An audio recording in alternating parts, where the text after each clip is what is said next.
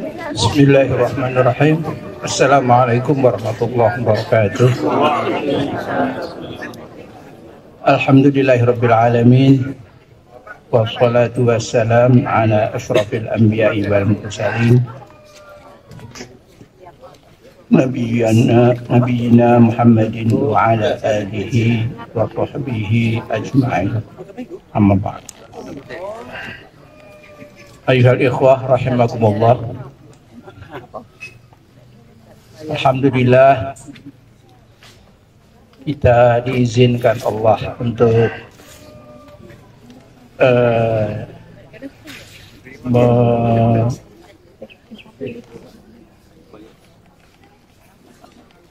berpartisipasi dalam majelis yang insya Allah dimuliakan Allah ini. Salawat dan salam semoga kita panjatkan untuk Nabi kita Muhammad sallallahu alaihi wasallam dan para sahabatnya dan para umatnya, termasuk anak cucu kita yang belum lahir, mendapatkan salawat dan salam yang sama.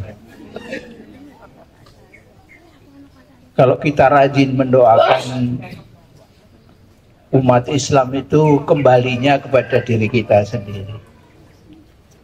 Ya. Wa man syakara fa innama yashkuru li nafsihi. Sing sapa gaweane syukur, bersyukur, berterima kasih kepada Allah, fa innama, hanya saja, yashkuru li nafsihi, pahalanya nanti akan kembali kepada dia. Jadi waktu saya membaca ini kebetulan nyetel CD itu kok pas ayat ini. Kemudian kepo, ya. Itu mekanismenya gimana ya? Gitu. Kalau saya baca tafsir Al-Qurtubi itu ternyata maksudnya adalah yashkuru li nafsi, yang berterima kasih kepada Allah itu sebenarnya berterima kasih kepada dirinya sendiri. Itu artinya pahalanya dan kontinuitas pahala itu dan tambahan pahala itu kembali kepada orang. Jadi ada 3 aspek pahala, yang pahalanya itu kontinu dan bertambah, ya. Karena itu saya jadi ingat la in syakartum la azidannakum.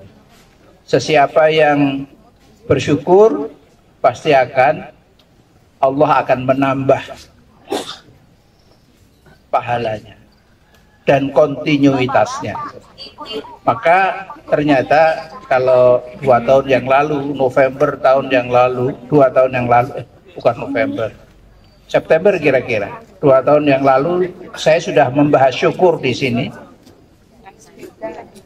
Kemarin saya lihat syukur kapan ini? Oh, udah 2 tahun yang lalu. Mau saya bawa lagi nggak enak. Tapi ya jadi ini rawa, kalau 2 tahun itu ya kira-kira ya sudah lupa juga. Nah, saya jadi kepo pada kata zadanya, tambahan. Jadi hari ini saya membahas kata zada dalam Al-Quran. Ya, kata zada. Kata zada ini 62 kali disebut dalam Al-Quran.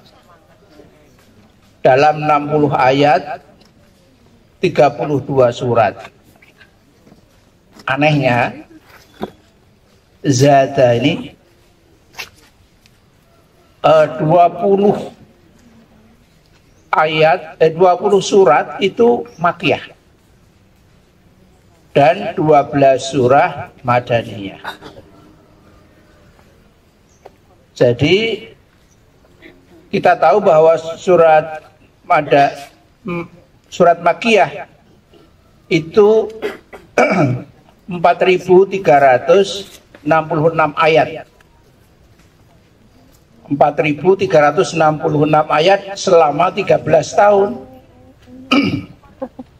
Jadi setahun 336 ayat. Kira-kira sehari satu ayat. Itu sebabnya para sahabat itu mampu menghafal. Ya, mampu menghafal. 13 tahun waktu hijrah itu mereka sudah hafal 65% dari Al-Quran. Ini tapi ya 65% hafal, faham. Makanya jihadnya kayak gitu, semangatnya kayak gitu. Pertolongan Allah juga tan kira-kira. Sementara ayat Madaniyah itu 1623 ayat selama 10 tahun. Jatuhnya 0,4 ayat per hari, setengah ayat sehari. Artinya satu ayat 2 hari. Kenapa kok sedikit? Karena sudah sibuk ngurus negara. Ya, maka hikmahnya itu kalau kita melihat sampai detail kayak gini, luar biasa Allah itu mendesain Al-Quran. Ya. Jadi kalau jadi pimpinan cabang Muhammadiyah, Pak Basuki udah berapa tahun? 13 tahun? Lebih ya? Lebih. Kalau Pak Dodo itu jadi PCM sudah berapa puluh tahun? Udah hafal kira-kira Al-Quran ya Pak? Aku orang ngece loh ini. Orang ngece loh, membuka wati. Oh, ya. Coba kalau pakai teknik Al-Quran, kira-kira ya anak kita mulai kecil sedina seayat, ya lulus wisuda 30 juz sudah, ya bisa itu. Yuk sekarang anaknya sudah besar, kakeknya udah sepuh bahkan sepah. Jadi ya cucunya kita doakan, kita besarkan hatinya supaya suka menghafal Quran. Anehnya 90% ayatnya itu dalam bentuk kata kerja. Ya, 48 kali kata kerja. Yang kata benda itu cuma 8 kali, selebihnya 48 kali ditambah 8 kali, jadi 56 kali itu kata kerja. 90%. Yang 10% itu kata benda, yang bermakna tambahan dan penambahan. Ya. Tapi tidak terlampau menarik ayatnya setelah di ini. Hanya ada 3 atau 4 yang menarik. Baik. Jadi kalau begitu, kenapa Allah menggunakan 90% kata kerja? Karena Allah ingin mengajarkan kepada kita bahwa pahala itu dikerjakan langsung oleh Allah. Bahwa dosa juga dikerjakan oleh manusia. Di sini dari kata kerja ini subjeknya hanya 2. Dari 90% ayat itu yang menggunakan kata kerja itu, subjeknya cuma 2, Allah dan manusia. Loh kok manusia? Kan manusia juga ditakdirkan oleh Allah, hakikatnya juga Allah. Iya, tapi oleh Allah manusia sudah diberi kekuatan untuk memutuskan apakah sesuatu amal itu dikerjakan atau tidak. Dalam batas itulah maka manusia ditegaskan, manusia juga bisa menambah atau menambahkan. Kalau Allah yang ditambahkan itu dua, kalau manusia cuma satu. Kalau manusia cuma nambah keburukan, tapi kalau Allah menambah kebaikan dan keburukan. Allah kalau sudah jengkel, iki kok senengane meng berbuat buruk saja, tambahi sisa. Na'udzubillah min dzalik. Nah, jadi ini kesimpulan ya, sudah kesimpulan ya. Jadi pasti ada maksudnya manusia disebut sebagai menambah keburukan, karena harusnya dia bisa menahan diri tapi tidak menahan diri. Nah, kemarin waktu saya ngerjakan ini baru sampai 5:30 tadi masih saya mendelengi laptop, belum selesai ini sebenarnya, tapi sudah cukup banyak untuk pembicaraan pagi ini. Saya urutkan dari turunnya ayat, ya, kata zada, tapi saya analisis dari urut turunnya. Yang pertama itu surat Al-Muzammil, surat 73 ayat 4. Itu menyuruh kita menambah, atau bukan menyuruh, menceritakan tentang para sahabat yang menambah waktu sholat malam. Jadi yang bertambah apanya? Waktu sholat malam. Berarti manusia bisa menambah kebaikan juga, ya. Jadi, tapi yang ditekankan mayoritas itu keburukan kalau manusia. Tapi ternyata di sini menambah sholat malam. Tapi dicegah. Ayat 20 diingatkan, tugasmu banyak nanti, ada perang, ada berdagang, ada macam-macam, jadi tidak perlu sampai kelamaan. Karena dulu para sahabat itu saking senengnya sholat malam, itu sampai kakinya abuh. Ya, pas sholat subuh apuh, raisono masjid. Bagi yang sudah kepala 7 seperti saya, sudah subuhan sekarang sudah terasa berat. Pokoknya musim hutan, raisono pakai motor ya tetap hudanan. Jadi ya gimana lagi, memang perdengkulan itu rada. Sudah wayai, ya. Yang kedua itu surat Al-Muddatsir, surat 74. Ini merupakan antitesa, merupakan jawaban terhadap surat Al-Muzammil. Al-Muddatsir dan Al-Muzammil datangnya bareng, diwahyukan tuh sekaligus. Ya, kalau Al-Muzammil itu langsung utuh, kalau kecuali ayat terakhirnya 6 bulan kemudian. Kalau Al-Muddatsir cuma awalnya saja. Nah, surat Al-Muddatsir setelah tadi Allah menceritakan orang yang memperpanjang waktu sholat, yang ini kebalikannya. Orang kafir yang tamak. Sifat dasar orang kafir itu tamak. Ini surat ini turun baru yang keempat ya.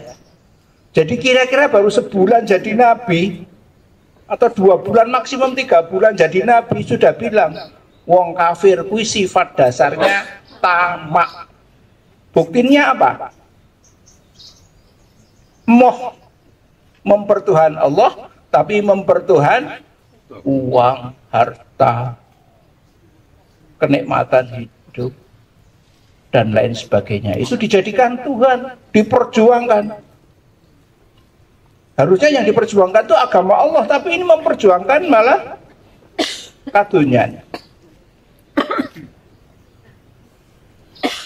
Jadi bayangkan, mulai bulan-bulan awal kenabian sudah diingatkan, wong kafir iku sak temene tamak. Dia mempertuhankan Allah, tetapi dia tidak mau mempertuhankan Allah, tapi memilih mempertuhankan kesenangan nafsunya.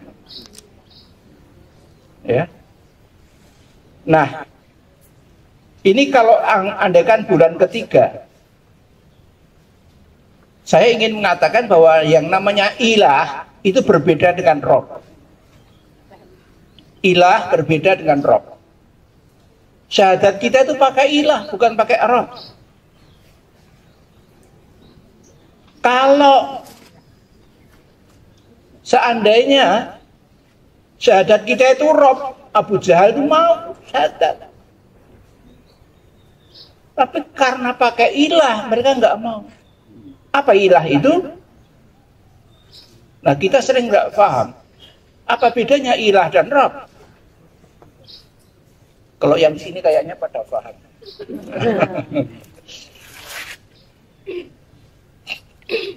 Rob itu Allah sebagai pencipta alam semesta, sebagai pemilik alam semesta. Ya? Kalau ada pemberi sifat pada alam semesta, pendidikan, tarbiyah, itu dari Rob juga. Kalau ada yang ditanya siapa yang punya mobil, itu bisa dikatakan man Rabbu hadhihi sayyarah. Siapa Tuhannya mobil ini? Tuan saja ini. Rob itu tuan. Neng kok diubah jadi Tuhan. Jadi Rob itu tuan. Tuan rumah. Ya kan? Jadi istilah tuan ini sering, Rob ini mudah difahami. Karena tidak menuntut kita membalas kebaikan Allah. Tapi kalau ilah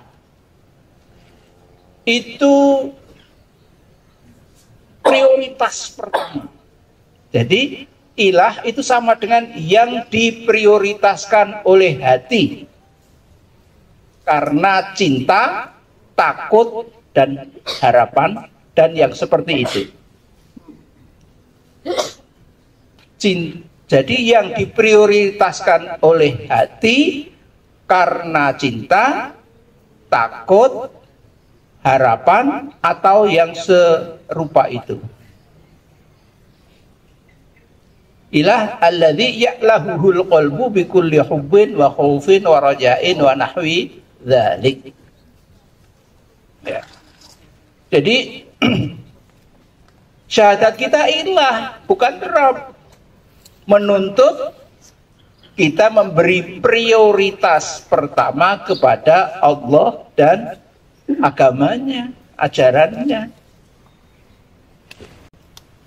Ada orang melihat saya mengajar anak saya nahwu soroh.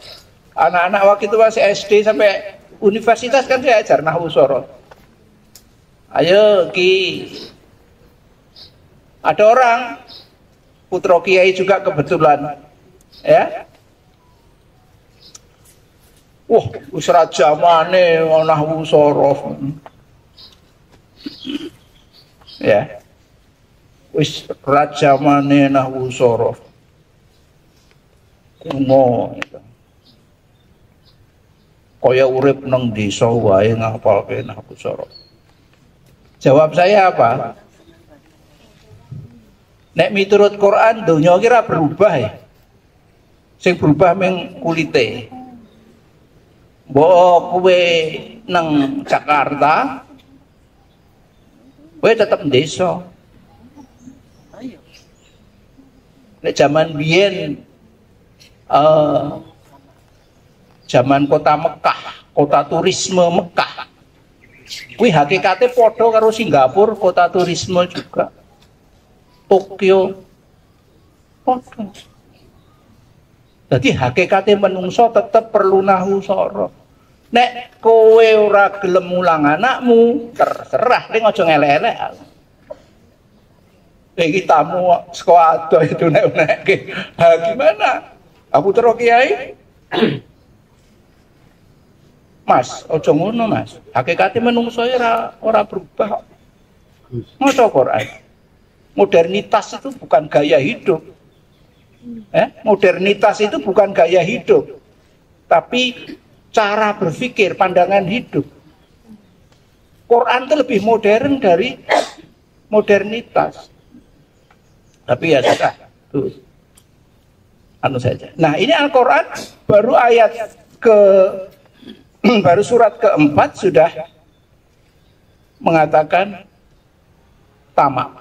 Yang selanjutnya masih surat Al-Muddathir ayat 31, surat 74 ayat 31 menjelaskan mukjizat Al-Quran.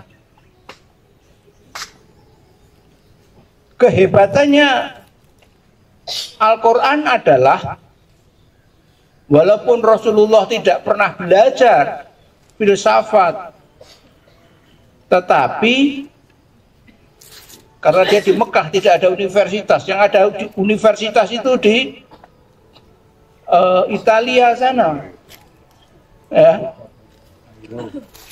di Romawi sana ada universitas, di Persia ada universitas, tapi di Mekah nggak ada universitas. Tapi Rasulullah bisa menceritakan kandungan kitab yang terdahulu. Jadi ini menunjukkan bahwa Al-Quran mempunyai mukjizat yang penting, menjelaskan kandungan kitab terdahulu. Padahal Rasulullah nggak pernah baca, tapi mampu dengan berdasarkan wahyu. Ini mukjizat.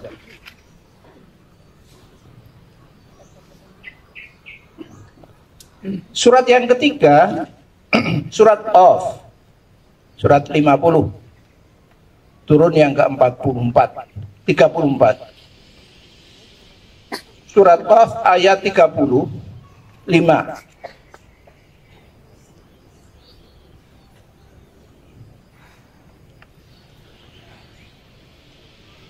Surat 30 dan ayat 30 dan ayat 35 mengatakan yang 30 ini kondisi penghuni neraka. Jadi kondisi penghuni neraka itu sudah penuh, sudah berdesak-desakan, tapi ditambah terus. Sudah panas, desak-desakan. Ayat 30. Sementara ayat 35, kondisi penghuni surga yang penuh kenikmatan, tapi ditambah terus. Yang satu sudah sesak, ditambah terus. Yang satu sudah penuh kenikmatan, ditambah terus. Ini surat Qaf, surat 50, menceritakan tambahan itu ternyata ada kebaikan dan ada keburukan. Ini contohnya, rinciannya ini. Ya.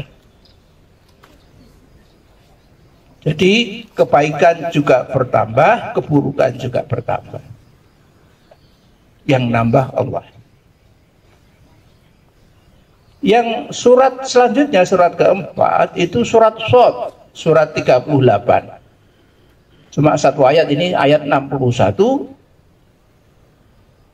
yaitu doanya penghuni neraka. Supaya yang ngajak mereka berbuat buruk itu disiksa, ditambahi dosanya. Karena tadi kan penambahan, ya, penambahan dosa, dosanya atau siksanya ditambah. Nah, Nah, ini ada ayat penting nih. Surat yang kelima, surat Al-A'raf. Surat yang turunnya ke-39. Surat Al-A'raf ini surat yang terpanjang dari surat Makkiyah. Ya, surat terpanjang dari surat Makkiyah. Dan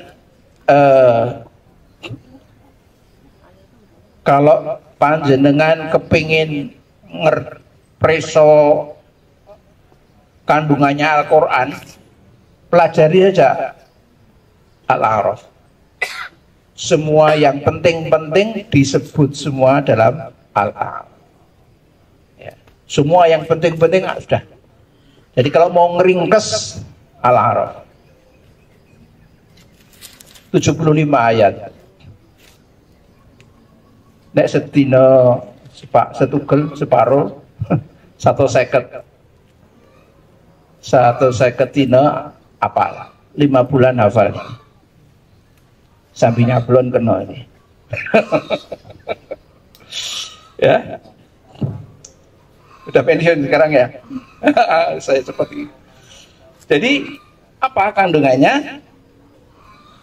Ayat ini membesarkan hati umat Islam waktu itu. Ayat ini membesarkan hati umat Islam bahwa umat Islam itu mampu mengatasi bencana apapun. Karena Allah sudah melebihkan kekuatan tubuh dan postur orang Islam melebihi kaumnya Nabi Nuh.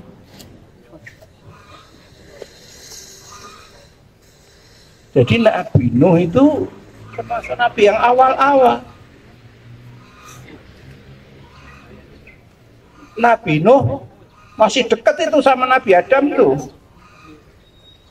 Tapi umatnya lupa pada agama, lupa pada Allah. Nah sekarang kita masih sering dengar, aku dudu wong Arab, aku wis ngene wae. Oh.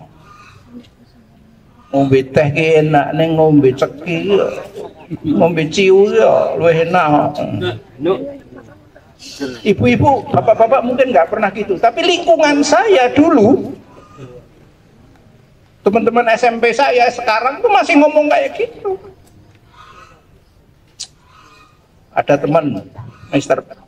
P namanya, piye kok wis salat dulu? Urung ya, wingi iki aku arep ditraktir umroh karo bojoku. Yur, selamat ya. Wah, aku wedi aku umroh. Angep. Aku cek ngombe ciu, saya main ceki. Aku kalah karo bojomu. Oh, aku sesuk ben digendong bojoku yang mlebu swarga.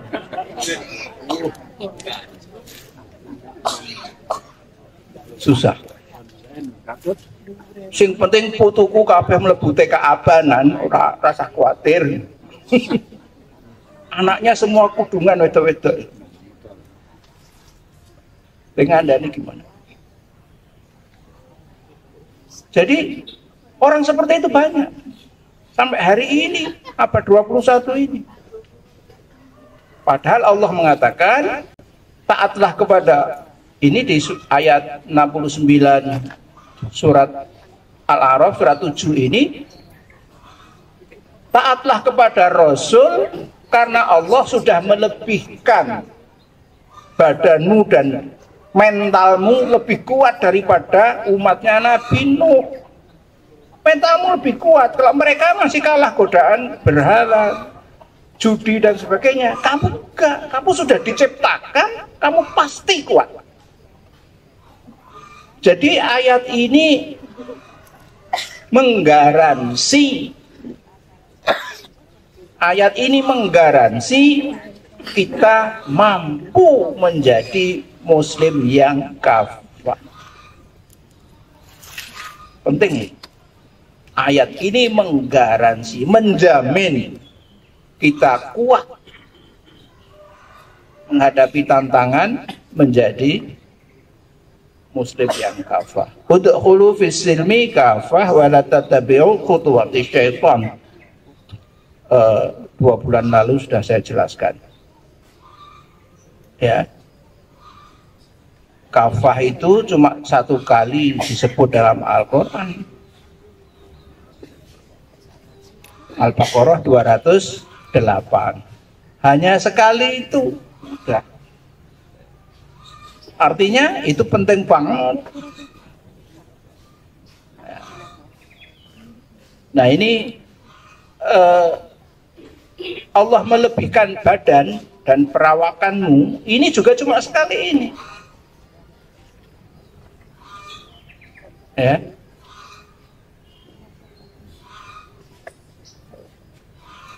Wazadakum fil khalqi bastatan wa fadhkuru ala Allahi la'allakum tuflihun. Karena itu ingatlah nikmat-nikmat Allah supaya kamu mendapat keberuntungan, supaya kamu sukses. La'allakum tuflihun, supaya kamu sukses. Itu ikutilah peringatan dari Rasulmu dan ingatlah nikmat Allah. Syukur itu 2 tahun lalu sudah saya jelaskan, mengandung 58 pintu syukur. Al-Quran menyebut 58 pintu syukur yang sehari-hari itu sekitar 30 kali dari pengalaman sehari-hari, lebih malah hampir 40 kali itu dari pengalaman sehari-hari. Punya orang tua disyukuri, ya? Punya anak disyukuri, sehat disyukuri, lahir procot bisa nangis disyukuri, ya kan?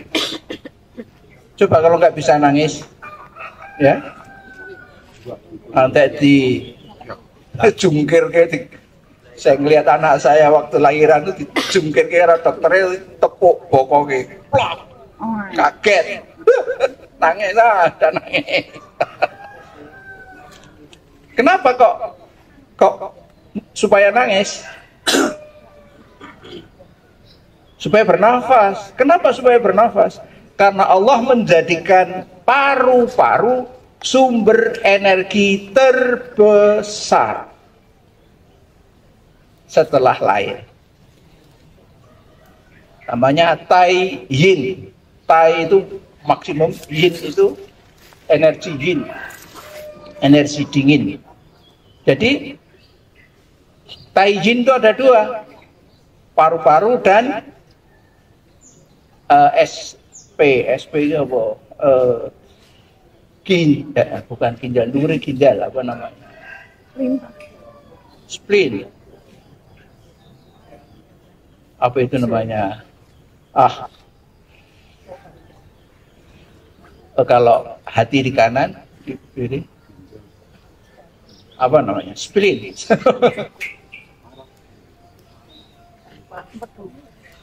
Oh, spleen. Bahasa Inggrisnya spleen. Bukan, belakangnya kebu ini, belakangnya mas. Maras ya, Bu? Sebelahnya pankreas. Empedu. Oh, empedu kanan. Ini kiri. Spleen itu apa tuh ya, lali aku. Bukan ginjal kidney. Allah yang nek pedes pas gini. Limpa tuh ya. Kalau pedes pas gini ya, kenyal-kenyal amisiran jamak ya. Limpa itu paling kuat energinya sebelum bayi lahir. Begitu lahir ditambah lagi dengan paru-paru. Karena itu biasanya orang Jawa yang lemah itu paru-paru sama limpa. Nah, limpa itu mengaktifkannya apa? Supaya dia menguatkannya apa? Kasih sayang. Yang merusak bete. Jadi orang yang suka bete, deloken limpane, engko nek wis limpa terus ketemu mah. Atau mah dulu baru limpa. Saya nggak suka bete, tapi saya kok belakangan ini hidung saya membesar ujungnya. Kenapa? Limpanya lemah. Karena sudah beberapa tahun terakhir nggak masak sendiri. Serak tawa ini kon blonjo mangsa ya. Kepoksa tuku nang pinggir jalan. Apa yang terjadi? Apa yang dimasak kita nggak tahu. Oh, iya. Jadi sumbernya makanan juga. Saya sudah lama tidak makan gorengan, kecuali terpaksa.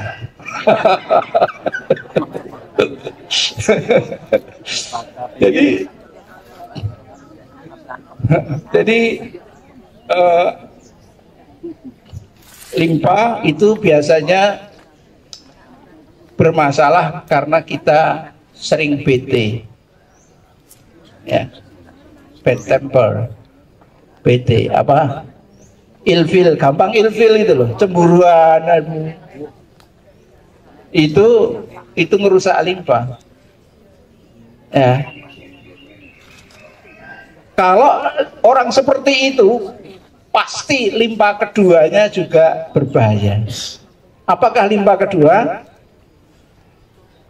Pankreas. Jadi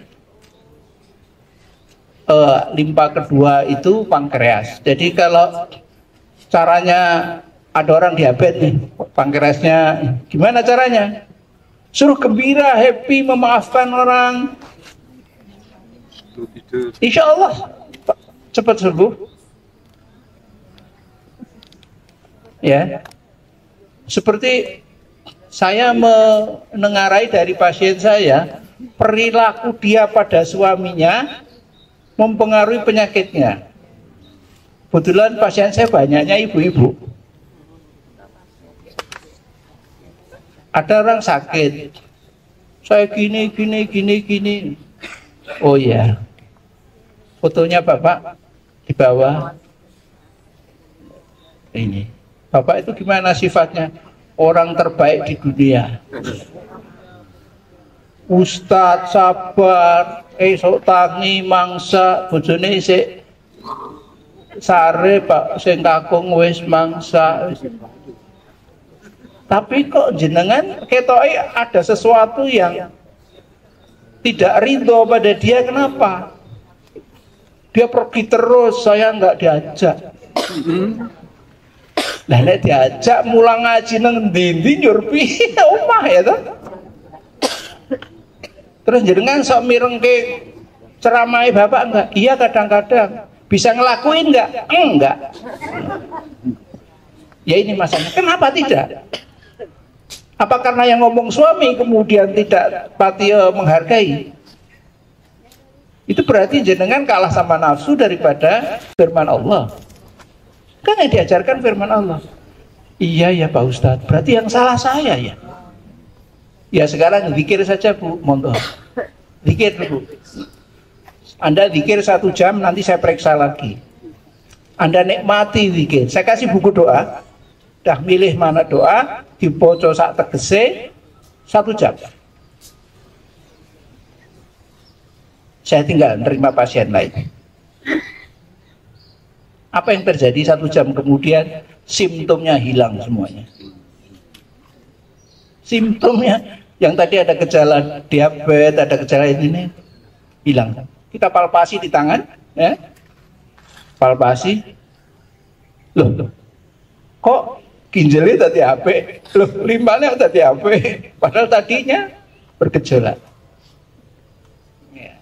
Terus tadinya denyutnya itu keras, nendang itu, tual, jadi kalem. Sesuai dengan gimana Bu? Sudah bisa menyelesaikan sendiri? Alhamdulillah Pak Ustadz. Ya, goodbye. Pun nggih, mboten sah tusuk jarum pun niku mawon. Penggali mawon ditata. Ini di sini. Cuma saya suruh mojok dan jenengan mojok di situ, saya tak nangani pasien yang lain. Zikir, ini bukunya, milih doa yang disukai. Ya. Kalau saya sih sholawat. Zikir saya itu sholawat. Saya membayangkan Rasulullah betapa agungnya kepribadian dia dan mohon barokah dan dari beliau dan doa yang baik. Coba bayangkan Anda ketemu Rasulullah. Itu aja. 1 jam selesai semua masalah. Weh lah, aku tekan gini. Oh, masih ada 5 menit. Baik, ayat selanjutnya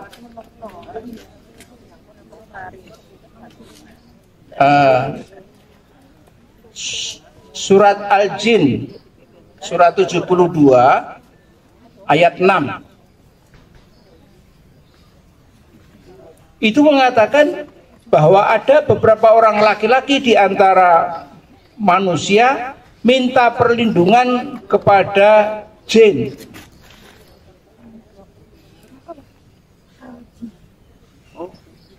Tetangga kita mungkin ada yang melakukan hal itu.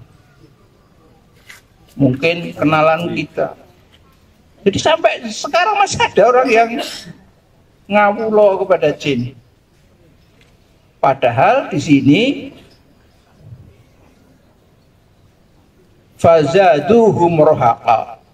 Jin-jin itu nambah dosa dan kesalahan. Ini jaminan dari Allah bahwa jin adalah makhluk yang menambah dosa dan kesalahan. Sangat penting ini saya beri warna merah di sini. Jadi jangan kerjasama sama jin. Bayangkan, ini baru turun yang ke-40. Surat yang ke-40. Jadi mungkin ya 6 tahun, 7 tahun gitu ya setelah Rasulullah dilantik jadi Nabi. Ada yang masih penyakit lama zaman jahiliyah,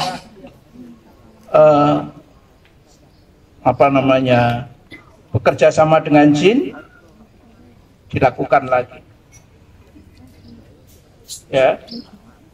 Ya apalah, walaupun namanya tedak siten, walaupun namanya pitung dino dan sebagainya, itu kan sebenarnya itu kerjasama sama jin. Ya kan? Ya. Jadi ayat ini meminta kita menjaga kemurnian tauhid. Nah, ini kemurnian tauhid.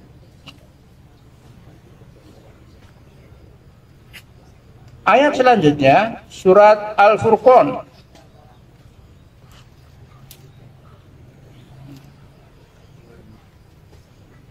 surat 25 ayat ke-60.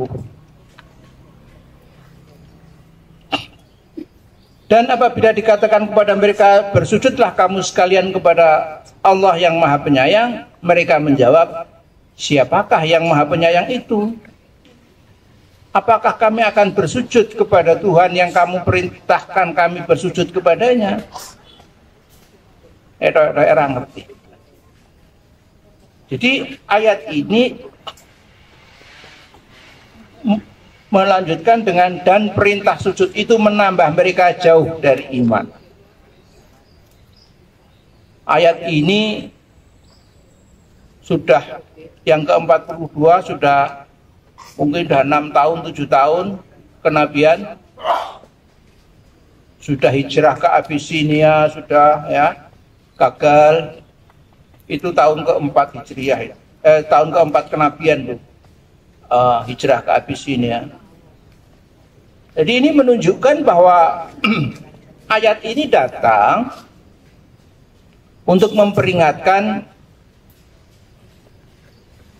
bahwa orang yang kelihatannya pandai itu kalau disuruh sujud pada nggak mau, susah, jadi bodoh. Sopo ngongkon sholat, kok ketok apa? Padahal dia mungkin profesinya atau sekolahnya dulu psikologi, ilmu jiwa apa ketok apa? Tapi kalau suruh sholat nyembah sing ora ketok, ngopo ora ketok itu? Ya, kadang-kadang ada sifat manusia itu orang pandai tapi berperilaku bodoh. Tapi kalau Allah itu maha pandai, tidak pernah berperilaku bodoh. Tapi kalau manusia, orang pandai berperilaku bodoh. Dokter ngerokok, dokter narkoba, malah jadi bandar narkoba. Ada banyak, ya kan? Ahli hukum korupsi ada? Ada. Menteri Agama we ono. Ya toh? Nah ini manusia berperilaku bodoh, manusia pandai berperilaku bodoh, tidak seperti Allah. Ayat yang lain yang penting lagi saya carikan surat Fatir surat 35 ayat 42. Orang kafir itu bersumpah akan ikut Rasul kalau memang nanti Rasul itu datang. Tapi bahasan datang betul, diajak nggak mau. Apa yang tambah? Mereka itu tambah jauh dari iman. Jadi karena ini jamnya sudah ini baru seperempat dari materi semuanya, tapi saya simpulkan tadi bahwa kata tambah itu di dalam Al-Quran, yang menambah itu bisa Allah, bisa manusia, dan yang ditambah itu kebaikan dan keburukan. Dan kalau manusia cara nambahnya menambah ibadah kebaikan. Ya, tadi kan contohnya waktu sholat malam diperpanjang. Itu sebenarnya bukan sholat malamnya ansih, ibadah. Ibadah itu ada dua, ibadah resmi dan tidak resmi. Ibadah resmi itu ya yang tata caranya dan waktunya dan tempatnya ditentukan oleh Allah. Kalau haji mau neng Prambanan ya nggak bisa. Haji aku tuh neng wukuf neng Arafah. Menteri Agama kita yang kemarin, waktu belum jadi Menteri Agama pernah usul haji dipindah ke Borobudur. Kalau nggak usul gitu nggak jadi Menteri Agama kali ya. Jadi yang kedua, ibadah yang tidak resmi, semua kebaikan yang diniatkan untuk mendapat pahala itu adalah ibadah. Jadi ibadah artinya apa? Ibadah itu kata benda, artinya penghambaan diri kepada Allah. Nah, takwa apa? Takwa ngati-hati karo wewalering Gusti. Ya, kalau takwa itu berhati-hati terhadap aturan Allah, itu zahirnya hati-hati dan batinnya juga hati-hati. Tapi kalau ibadah itu definisinya niatnya untuk Allah, baik yang resmi maupun tidak resmi. Tepat jam 7 saya akhiri. Mari kita akhiri dengan doa kafaratul majlis. Subhanaka Allahumma wa bihamdika asyhadu an la ilaha illa anta astaghfiruka wa atubu ilaik. Mohon maaf atas segala khilaf. Agak kebanyakan guyon pagi ini karena saya sedang agak kurang sehat, jadi kurang tidur juga. Mudah-mudahan bermanfaat untuk kita semua. Wassalamualaikum warahmatullahi wabarakatuh.